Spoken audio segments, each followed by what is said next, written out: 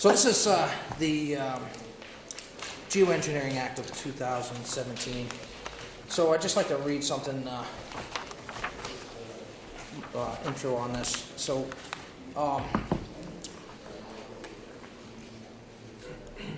so the geoengineering, so it's reasonably, I mean, we could ban geoengineering, but recently the federal government and some of the major universities have called to start to engage in geoengineering. And I don't know if anybody has reviewed any of the stuff that I sent out earlier about geoengineering.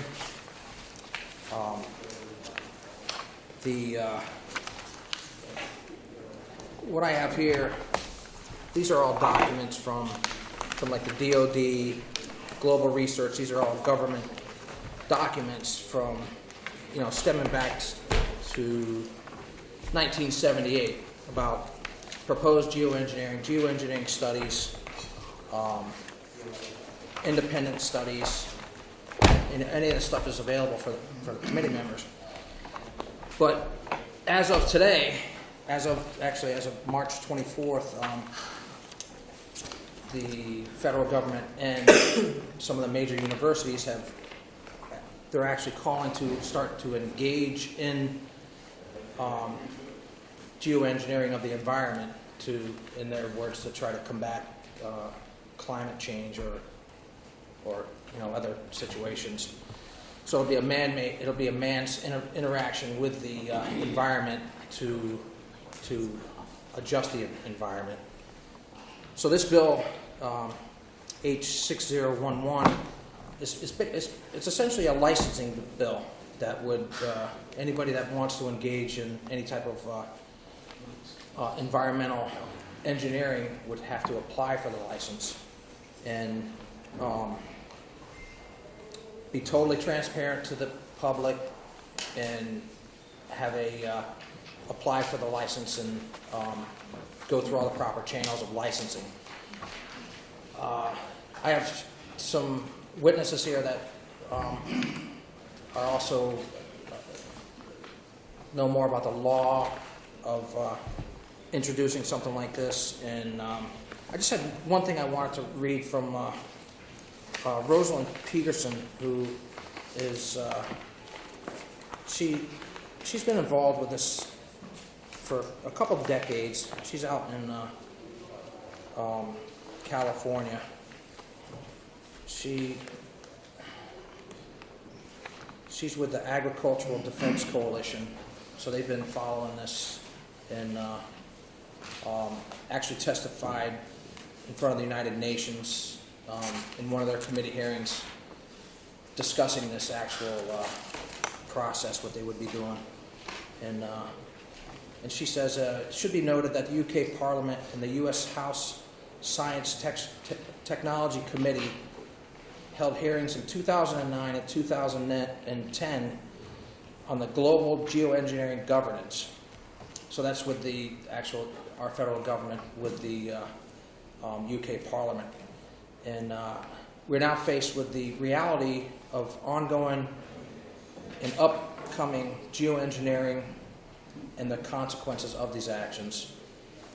It's important for each state to take actions to protect their economy, the resources, and a myriad of plans for the future. This addresses the oceans, the agriculture, the forestry, our economy, human health, and it could negatively impact all of these programs. And I would just encourage everybody to have a look at this and do a little bit of research and certainly support this, because it's here right now. They're proposing to actually start doing these programs, and they're doing one in Arizona with some geoengineering there, which I don't really want to get into the details of it, but so if any programs like that start to come to Rhode Island, I think that there should be governance, and we should certainly have a part in and a say as to what's going on in our state for, for our economy and the environment, because it's very important to me, and I know it's important to you guys. So, thank you.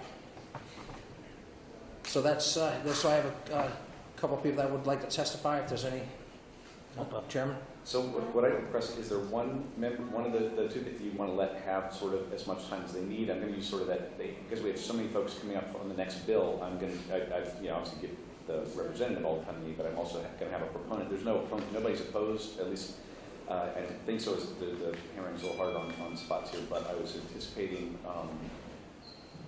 asking the second person, though, to limit their testimony between 2 and 3 minutes. So okay. I was going to say, is there one person you'd rather have? So the names are a little. I've got Julio Gomez and Jolie Diane. Oh, sorry. What's that? Jolie Did you sign up? I don't know. That's all right. No, if you didn't, I'll write your name on there. But so Julio, would you like to? Would you like to go first? Sure, I'll go. All right. Okay. So,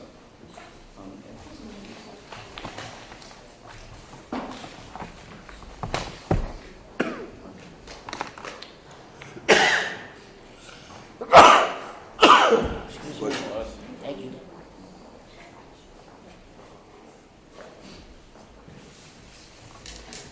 Good afternoon.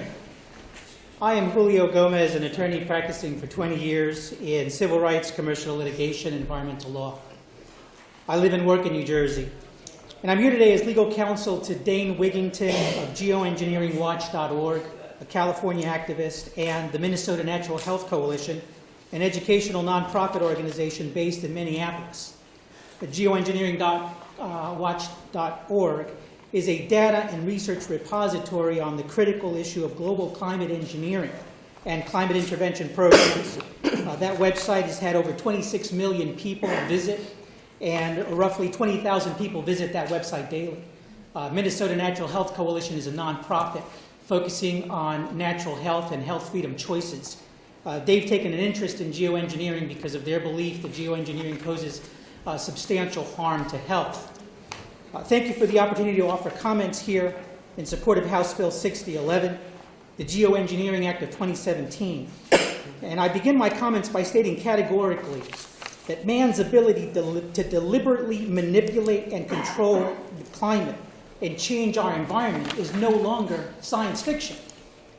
More than 25 years ago, in 1991, the U.S. Patent and Trademark Office assigned to Hughes Aircraft Company a method of reducing atmospheric or global warming by seeding the atmosphere with a layer of metallic particles, such as aluminum oxide.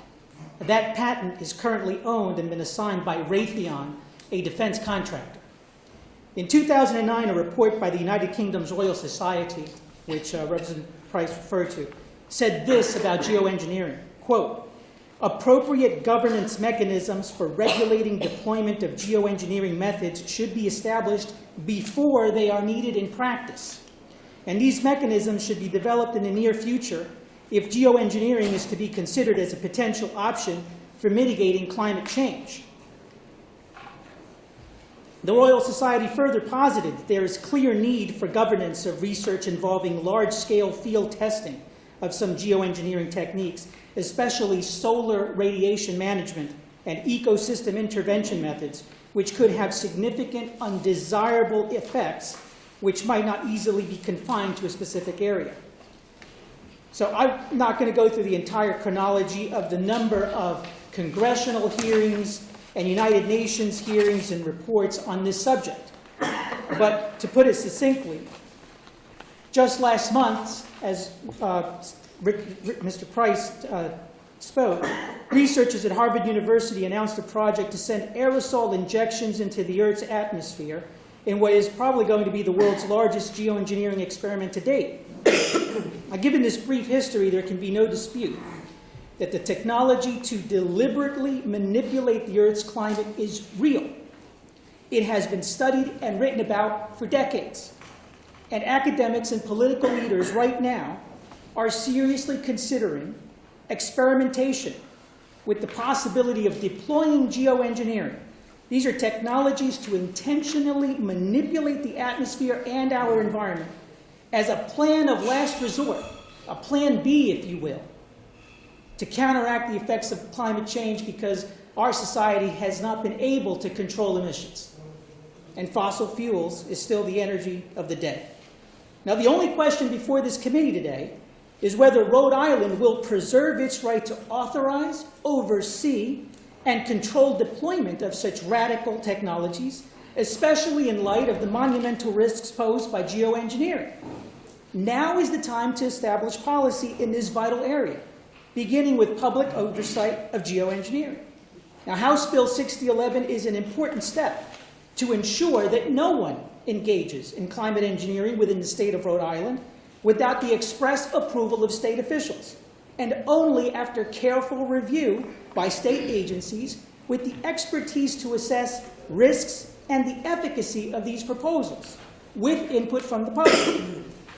Now, we support 6011 for the following reasons. First and foremost, Bill 6011 is necessary to protect human health and safeguard the environment. The 1991 patent, now owned by Raytheon, proposed seeding the atmosphere with metallic particles such as aluminum oxide. Now, according to the U.S. Department of Health and Human Services, exposure to high levels of aluminum can result in respiratory and neurological problems, possibly including Alzheimer's disease. Geoengineering methods also propose seeding the atmosphere with sulfate aerosols, sulfur dioxide, hydrogen sulfide. According to the U.S. Department of Health and Human Services, exposure to sulfur dioxide affects the lungs, and at high levels may result in burning of the nose, throat, breathing difficulties, and severe airway obstructions. Exposure to hydrogen sulfide is the worst. Again, according to the U.S. Department of Health and Human Services, a few breaths of air containing high levels of hydrogen sulfide can cause death. Lower, longer-term exposure can cause eye irritation, headache, and fatigue.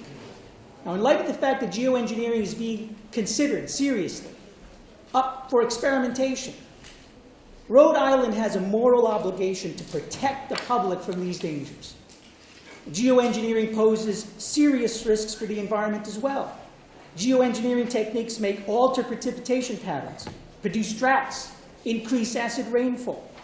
Aerosol particles sprayed into the atmosphere could accelerate ozone depletion or reduce the total sunlight that reaches the Earth's surface, impact agricultural production, or reduce solar power production. Sulfate injection into the atmosphere could increase acid deposition in the ocean, possibly beyond biological thresholds. Geoengineering may pose unknown stresses on ecosystems and biodiversity. Now, some of these proposed techniques are not easily reversible if the effects are not what were intended. As Newton said, what goes up must come down. Any particulates in the air will eventually fall to the ground on our homes, our businesses, the land, the water, our persons. Farmland covers about 10% of this state. Aquaculture is an important part of the state economy. We are not aware of anyone that has considered, much less studied, the impact of geoengineering on the ocean state's oyster harvest, for example. The economic impact of geoengineering experiments gone awry is completely unknown.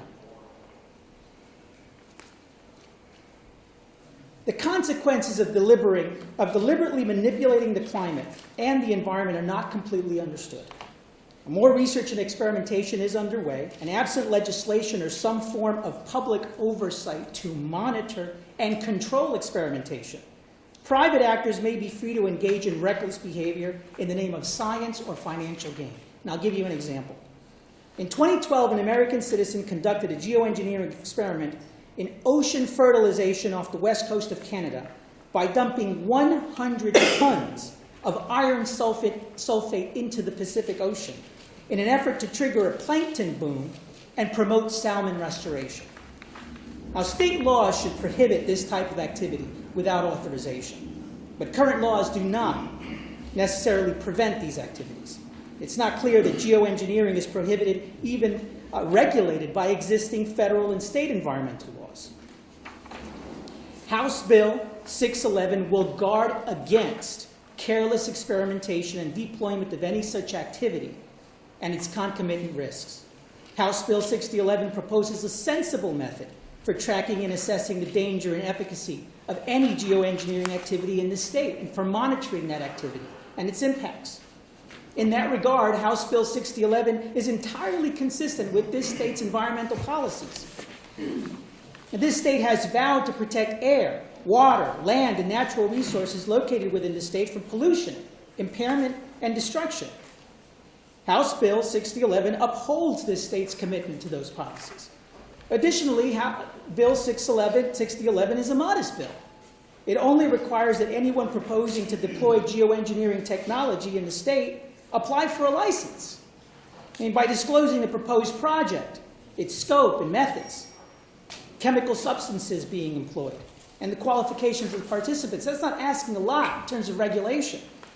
It promotes transparency by providing the public with online access to that information and an opportunity to participate in the decision-making process through the hearing.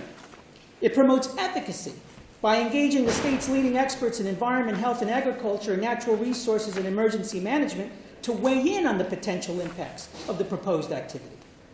House Bill 6011 is not a blanket prohibition on geoengineering, though some might argue it should be. But it is a sensible approach to a new technology.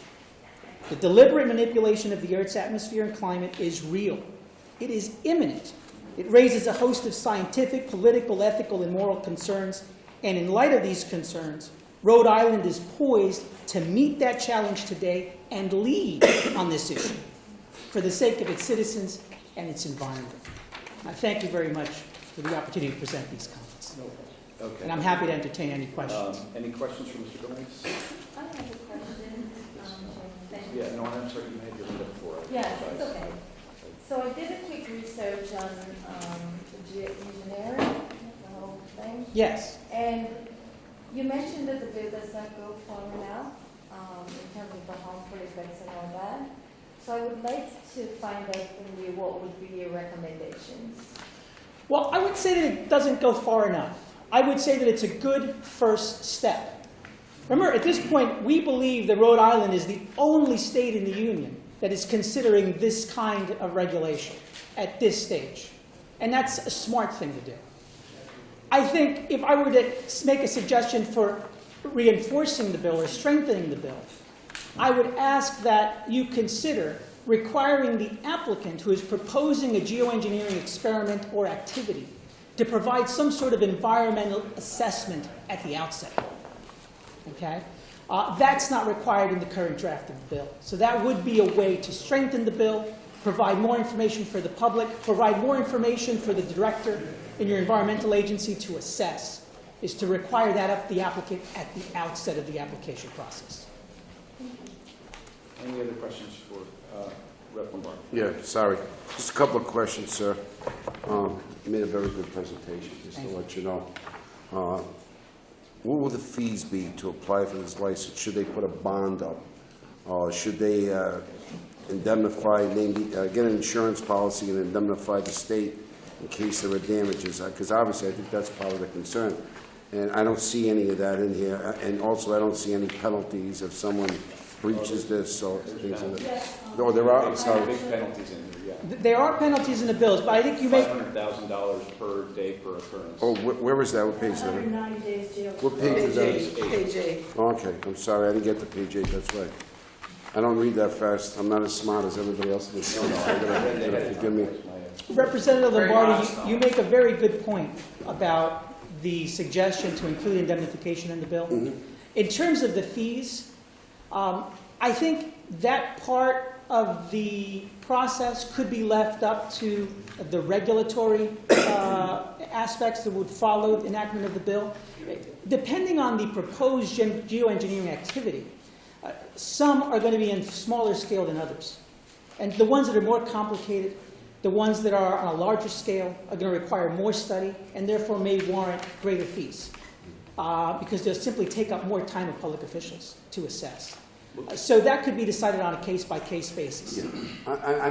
I just wanted to make sense to put language in the bill requiring insurance policy and then let the director or whomever decide, well, it's going to be $5 million, it's going to be 5 cents, it's gonna be 3 rubles. I mean, you know, whatever.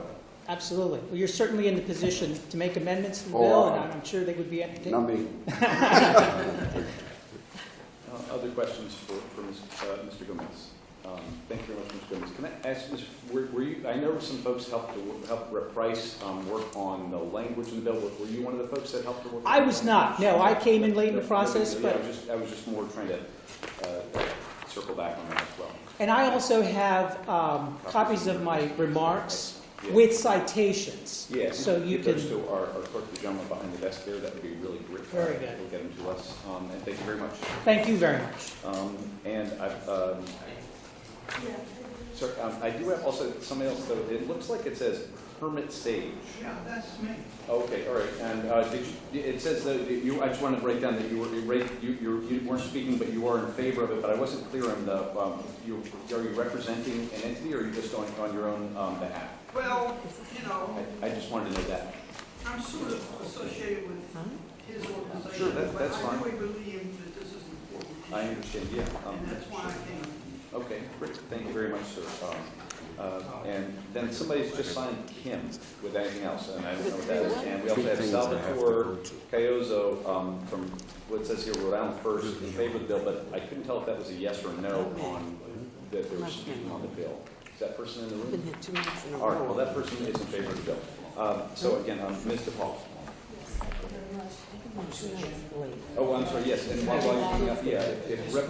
Lillo would like to be reported in the affirmative on the vote earlier and present, and Rep. Bennett also would like the same request. Thank you very much. Okay.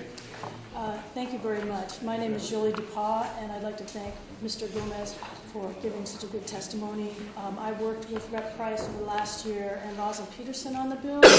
I'm an independent geoengineering researcher and advocate for the environment and human health. I have contracted frequently to laboratories for analysis of the environmental water and snow samples. In such samples, the labs have consistently found the presence of standard geoengineering releases, which are aluminum, barium, strontium, and sulfur dioxide.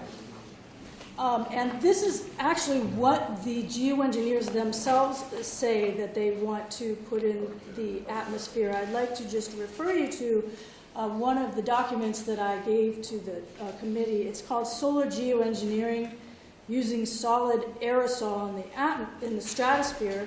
It's written by Professor David Keith from Harvard, the School of Engineering. And basically they just talk about solid aerosol particles have long been proposed as an alternative to sulfate aerosols for solar geoengineering. And of course, it goes on and on and on about the dumping of particulates and pollution into the atmosphere in order to block the sun.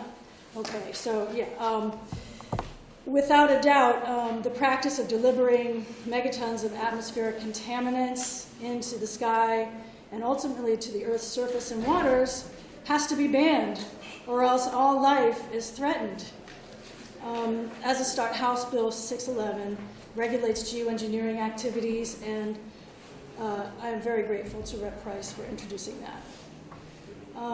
I submit onto the record in substantiation of the deliberate distribution of solid aerosol pollution into the environment and lack of consideration for the biological effects thereof, and that's the solar geoengineering in the stratosphere that I just referred to. I also hereby submit on the record 3 documents in substantiation of the 2010 International Moratorium on Geoengineering by 193 nations. Now, so essentially, there is a ban on geoengineering, only the United States is not a signatory. And so when we decided that we wouldn't follow the ban to protect biological life, a lot of nations just did what we did. And so that's why this bill is so important, because it draws the line in the sand and says absolutely no pollution is allowed to try to mitigate anything. And basically, when you think of geoengineering, you should just think of pollution. That's all it is when we're talking about solar geoengineering. It's just putting up a layer of aerosols and particulates to block the sun. And of course, we all need the sun, photosynthesis, of course. So this is just an experiment that shouldn't be happening. Notably, The United States banned sulfur dioxide in diesel fuel in 2010, all 50 states. The reason they banned sulfur dioxide is because it causes acid rain and it causes asthma in children. So we know this, and yet the geoengineers propose to put sulfur dioxide and aluminum oxide by the ton into the atmosphere, again, to block the sun. In relation to sulfur dioxide emissions, kindly review the EPA regulations, which I also included. So, Ms. DePaul, I can actually wrap up with past. Yes, sir. Absolutely. So in closing, I just want to thank Rep. Price again for introducing this bill. The whole world is watching because these programs are unregulated and they are happening. MIT announced it last week. So thank you very much for your time. I appreciate it. Thank you. Thank Questions from Ms. DePaul? Any Thank you. questions? Thank you very much. Thank you, sir. All right, and that concludes the hearing on 6011. I urge members that haven't had a chance maybe again to go through the bill. It has a lot there, and we can certainly continue to discuss it as we move forward.